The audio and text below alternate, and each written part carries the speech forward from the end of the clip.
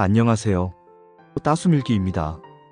혹시 요즘 누군가에게 의지하면서 마음이 더 무거워진 적 있으신가요? 몸이 아파서 누군가의 도움을 받을 때만이 아닙니다. 경제적으로 자녀에게 손을 벌려야 할 때, 마음이 힘들어 친구에게 하소연했는데 돌아서며 괜히 민폐 끼쳤나 싶을 때, 혹은 작은 스마트폰 기능 하나도 배우지 못해 후배에게 물어보면서 나 참 이것도 못하나 싶은 순간, 우리는 이런 순간마다 도움 자체보다 도움받는 내 모습 때문에 더 힘들어집니다. 마음속에서는 묘한 수치심이 올라오기도 하죠. 내가 왜 이런 것도 못하지? 그리고 이어지는 건 죄책감입니다. 괜히 번거롭게 했네. 내가 폐를 끼쳤구나. 남에게 폐 끼치는 게 제일 싫다고 말하지만 정작 몸과 마음은 혼자 감당할 수 없을 때가 있습니다.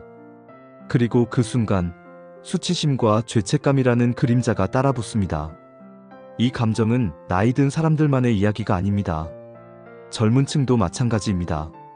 20살 대학생이 등록금을 부모님께 다시 부탁하며 느끼는 죄책감, 30대 직장인이 회사 일로 지쳐 연인에게 기대면서도 내가 너무 짐이 되는 건 아닐까 걱정하는 마음, 40대 가장이 갑작스러운 실직으로 아내에게 의지하면서 느끼는 수치심. 세대와 상관없이 인간은 누구나 의존이 필요한 순간을 맞이합니다. 그런데 문제는 이 의존이 자연스러운 인간관계의 일부임에도 불구하고 우리는 그것을 약함으로 해석한다는 데 있습니다. 실제로 상담 사례에서 자주 듣는 말은 이렇습니다. 차라리 내가 참고 말지, 남한테 피해주느니 혼자가 낫습니다. 도와달라는 말만 해도 부끄럽습니다. 이런 얘기하면 귀찮아할까봐 그냥 삼켰습니다. 하지만 아이러니하게도 우리가 도움을 요청하지 않으면 상대는 오히려 서운해할 수도 있다는 사실을 기억해야 합니다. 즉, 도움을 받는 것도 관계의 일부라는 사실입니다. 우리는 늘 주는 것만이 가치 있다고 착각하지만 받는 것도 관계를 단단하게 만드는 중요한 축입니다. 심리학자 브레네 브라운은 이렇게 말했습니다. 받을 수 있는 용기를 가진 사람만이 진정으로 줄 수 있는 사람이 된다. 도움을 거절하는 건 나의 자존심을 지키는 게 아니라 사실은 관계의 균형을 깨는 일이 될 수도 있습니다. 내가 힘들다는 신호조차 보내지 않는다면 그들은 나를 돌볼 기회를 잃어버리기 때문입니다. 이것을 심리학에서는 돌봄의 상호성이라고 부릅니다. 주는 것만이 아니라 받을 줄 아는 것도 관계의 한 축이라는 뜻이죠. 예를 들어 62세 여성 L씨는 무릎이 좋지 않아 아들에게 장을 부탁하면서 늘 죄책감을 느꼈습니다. 내가 아프지만 않았어도 아들이 더 편할 텐데라고요. 그런데 아들의 대답은 의외였습니다. 엄마, 오히려 내가 도움이 될 수 있어서 좋아요. 제가 엄마한테 필요한 존재라서 감사해요. 이 순간 L씨는 깨달았습니다. 나는 짐이 아니라 누군가에게 의미 있는 존재라는 것을요. 또 한 명, 35세 직장인 K씨는 회사에서 큰 프로젝트를 맡았다가 번아웃이 왔습니다. 동료들에게 일을 나눠달라는 말이 차마 나오지 않아 혼자 끌어안다 결국 쓰러졌습니다. 회복 후 그가 한 말은 이랬습니다. 도움을 요청하는 게 민폐가 아니라 오히려 팀을 신뢰한다는 신호라는 걸 이제 알았어요. 나이가 많고 적음을 떠나 우리는 모두 같은 딜레마에 빠집니다. 그렇다면 어떻게 해야 수치심과 죄책감의 덫에서 벗어날 수 있을까요? 몇 가지 작은 전환점을 제안하고 싶습니다. 첫째, 미안해 대신 고마워라고 말해보세요. 같은 도움을 받더라도 언어 하나가 감정을 완전히 바꿉니다. 미안하다는 말은 나를 빚진 사람으로 만들지만 고맙다는 말은 나를 연결된 사람으로 만듭니다. 둘째, 도움받은 순간을 기록해보세요. 오늘은 아이가 약을 사다 줬다. 그 옆에 내가 건넨 것도 기록합니다. 나는 직장 동료의 이야기를 들어줬다. 이렇게 적어보면 주고받음이 균형을 이루고 있다는 사실을 눈으로 확인할 수 있습니다.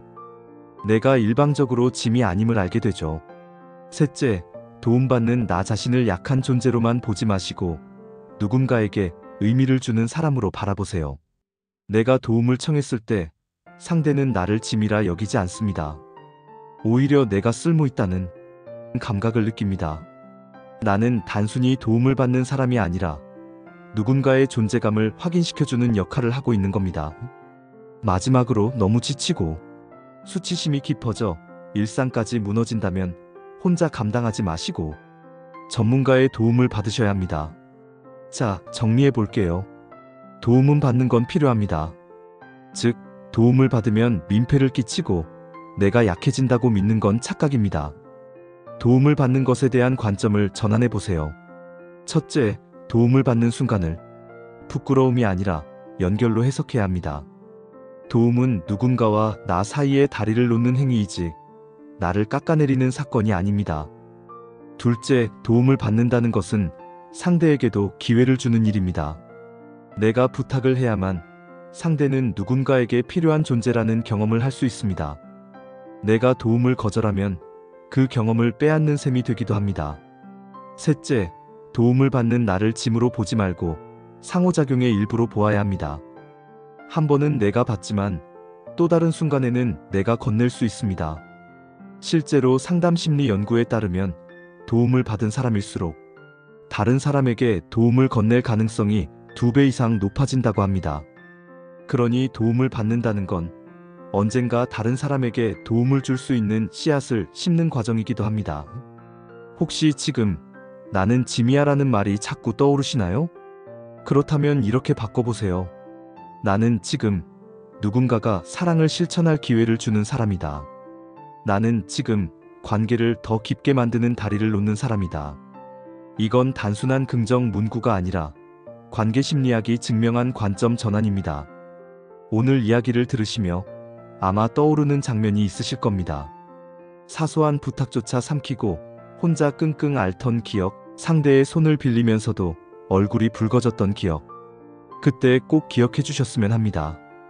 도움은 짐이 아니라 인간답게 살아가는 가장 본질적인 방식이라는 것을요. 만약 지금 이 이야기가 떠오르는 누군가가 있다면 주저하지 말고 함께 나눠주세요. 그리고 댓글로 당신의 경험을 적어주신다면 그 경험이 또 다른 누군가의 마음을 가볍게 해줄지도 모릅니다. 당신은 짐이 아니라 여전히 누군가에게는 기쁨이고 의미입니다. 저는 다음 시간에도 당신의 마음 곁을 지켜드리겠습니다. 여기까지 따수밀기였습니다. 오늘도 수고 많으셨습니다.